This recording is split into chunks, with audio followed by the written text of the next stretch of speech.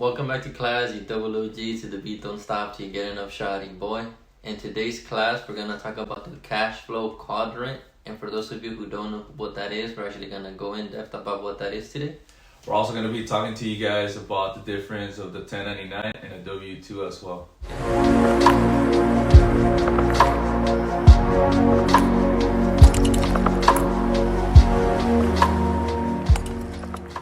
So what the cash flow quadrant is, it's the 4 ways to make money legally in the United States. And in the first bracket, we're going to talk about employee. And that's pretty much anyone who has or gets a W-2. And the reason we decided to start with the employee bracket is because I feel for the most part, the majority of us are employees. So without further ado, I want Roberto to speak about the employee bracket of the cash flow quadrant. So as an employee, what it is we get paid in a W-2, and it's mainly you get paid by the position and not by the person. So for example, me and my cousin Caesar, we both work at a restaurant and we're both getting paid $13 an hour as a waiter. And I'm the one that slacks off, or I'm the one that's always showing late or not working hard enough, but he's the one that shows up on time. He's the one that's actually working harder. At the end of the day, we're getting paid again by the position and not by the person. And we get paid the same amount of money at the end of the day. And just to add on what Roberto was saying, I feel that as an employee, myself included, we're very limited and we have to work our time around our work. For example, if we want to have a day off or go on vacation, we have to see if it gets approved by our manager. On the other note, as an employee in the W-2, you do get a steady paycheck that's either weekly, bi-weekly, or monthly based on how they pay you. And going off on that, the good thing about that too is you know how much money is going to come in every check, so you can budget yourself accordingly, and it'll be easier because you know how much money is going to be coming in. And now we're going to talk about the second category of the cash flow quadrant, and that would be 1099 self-employed. So the 1099 self-employed, examples of that is a barber, real estate agent, a dentist, or a mechanic. And it's a fee for service. So as many clients as you see, that's pretty much your paycheck. And what it is that a lot of the times you do have more free time than a W-2 employee. But let's say, for example, one day you don't want to go to work. Well, then that day you don't get paid because you didn't see any clients.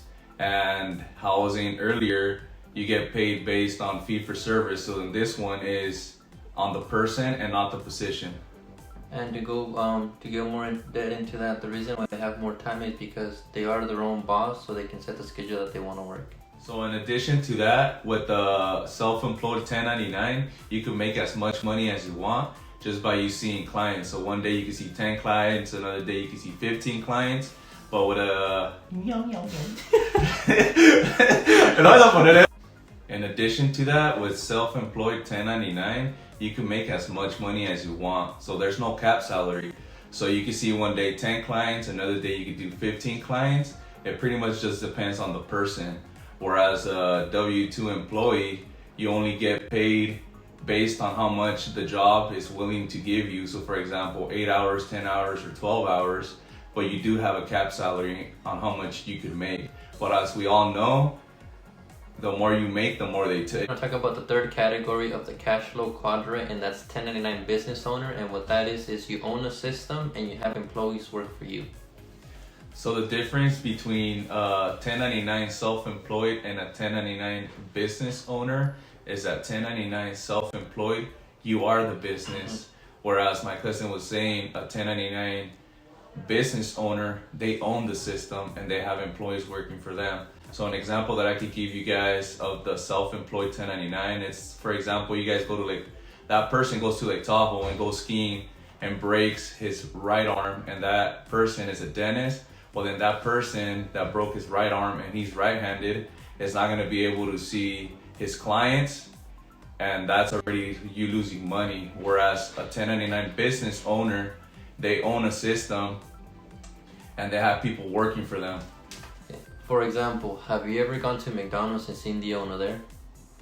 The reason for that is because on a 1099 self-employed, you are the business, so the business relies on you. While if you have a 1099 business, you own the system, you have employees work for you.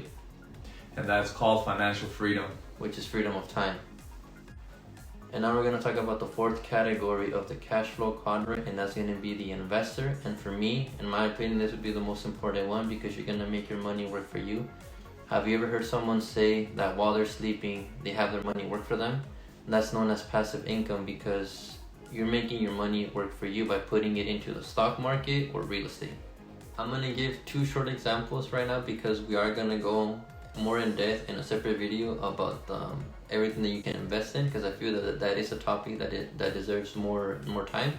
So right now I'm just going to give two short examples. The first one would be, let's say I make a dividend portfolio and I put my money into that. They're going to be paying me monthly, quarterly, yearly, whatever it is, but just me putting my money there and me not doing anything, those companies are going to pay me for having money invested into them. The other one would be if I were to invest in real estate, let's say rental properties. I buy a home, I rent it out, and every month I have my tenant pay me monthly for rent. That's just me have invested into that real estate property and then paying me back every month. Alright class, so that was the cash flow Alright class, so that was the cash flow quadrant. Hopefully this video was educational and it helped you guys understand more of the 4 different cash flow. And please give us feedback so then that way it helps us get better. And don't forget to play Heads Up 7 Up with the like button, comment, share, subscribe. And like Roberto said, go ahead and comment to give us feedback because we do read them, good or bad. We're just trying to get better.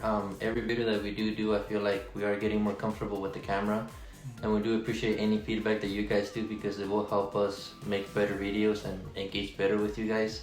But before we end the video, I just want Roberto to say his Instagram name. That way you guys have any questions or want to DM him, you guys can reach out to him. So my Instagram is Roberto Zamora _18. And I have two. My personal one is Cesar6 Zamora. And my investment one, which is the one that I connect to my YouTube, and that's the one where I put polls so I can engage better with people, is ZZF Investing. And I'll put everything on the description down below. But to wrap up today's video, I'm going to go ahead and give the bar of the day, which is going to be by John Connor. And that's, you'll never beat me because you spend more time thinking about me losing than you do you winning. So now let's get a bag of chips so we can dip. Thank you guys. Thanks for watching.